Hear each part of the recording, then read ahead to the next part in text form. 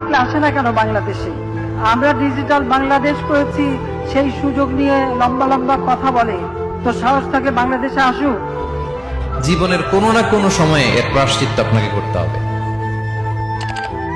জীবনের কোনো না কোনো সময়ে এর প্রায়শ্চিত্ত করে আপনাকে মরতে হবে। 27শে ডিসেম্বর থেকে আজহারি মাহফিল শুরু হবে কক্সবাজার থেকে। আপনি দেখবেন যে লোক কারেক্ট হয়। কয়েকবার এসে এসে ফিরে গেছি, অনুমতি হয় নাই।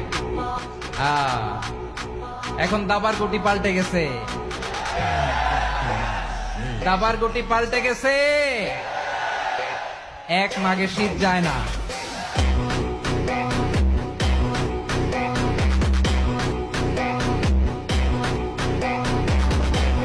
আমি চ্যালেঞ্জ করে বলেছিলাম যে খালেদা জিয়াকে নিয়ে একটা মাঠে জনসমাবেশ করবেন, শেখ হাসিনাকে নিয়ে একটা মাঠে জনসমাবেশ করবেন, এবং আরেকটা মাঠে মিজানুর রহমান আজহারীকে নিয়ে একটা ওয়াজ মাহফিলের আয়োজন করবেন।